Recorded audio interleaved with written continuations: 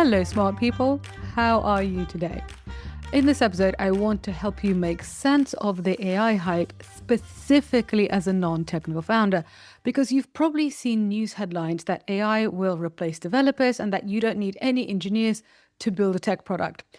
And as a non-technical founder, this could give you false hope and take you down a wrong path, which could cost you actually a lot more money. Because it's really tempting to think I could just build the whole thing myself using a chatbot without paying developers. And the thing is, there is some truth to how much AI has changed the game for product innovation, but it's not 100%. It's not 100% of that hype. And that's what we're going to cover today. So by the end of this episode, you'll know when to use AI and when to call in the pros and why. You might have heard the term vibe coding. It's basically when you use AI like ChatGPT, Claude, or there's this tool called Ghostwriter by Replit to generate code from natural language prompts. So basically, you're literally just writing it to the chatbot and you get code. So you tell it, make me a website where users can upload cat photos and vote on the cutest one. I mean, I would be on that website all day. And then the AI would give you some code. So you paste it in, test it, tweak your prompt and try again. And this sounds great. But beware, this amazing promise, which I just told you to beware of, is backed by really well-paid PR departments from the world's richest companies. So according to an article in the Financial Times called The Perils of Vibe Coding, Microsoft now says that 30% of its code is AI written, and Google claims the same.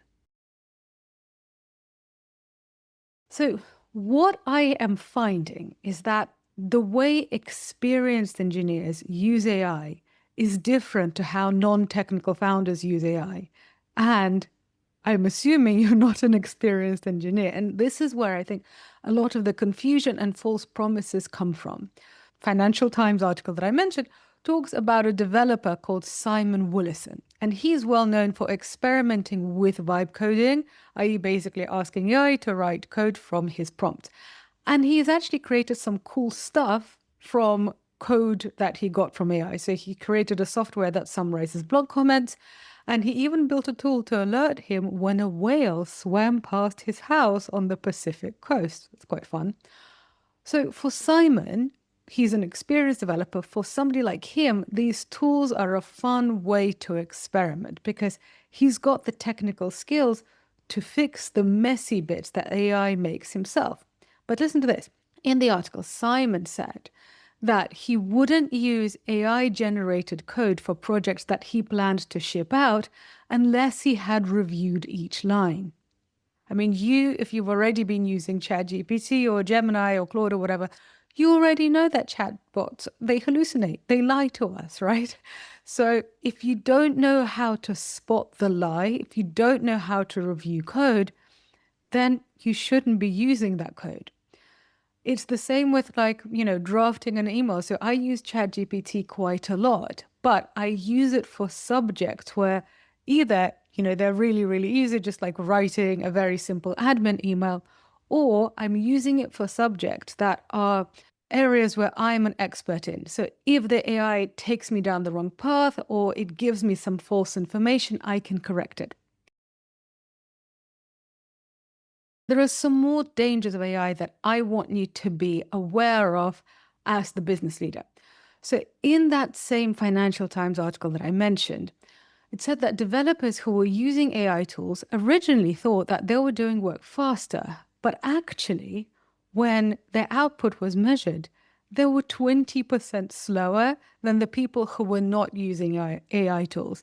And I don't know if you've had this experience, but I've definitely had this when, I'm feeling a little bit lazy. So instead of drafting an email myself, I go to ChatGPT to do it. And then it takes so much prompting and so much work and so much editing with ChatGPT that it has actually taken me longer to do the thing than basically if I had just done it myself. So it's not necessarily a time saver. Sometimes it is, but sometimes it isn't. Also, I mentioned that AI hallucinates, so it makes code look right. That then doesn't work. And what I would say to you is that, if you're still not entirely convinced, just think, would you let ChatGPT write a contract for you buying a house? Like if you're buying a house, are you going to hire a lawyer to draft a contract, or are you going to get ChatGPT to do it? So it's too risky, right? It's too risky for something so important. If you're handing over a big chunk of cash, it's too risky to basically just rely on AI. It's the same thing with creating a coded product. And so just remember what Simon Willison said. He said that he wouldn't use AI-generated code for projects that he planned to ship out unless he had reviewed each line. And you know what? I don't know this guy Simon myself, but I have discussed this topic with high-quality engineers and CTOs, and they say the same thing. They're not just getting AI-generated code and shipping it off as the finished product, because AI speeds up experimentation, but it is not great for production level work.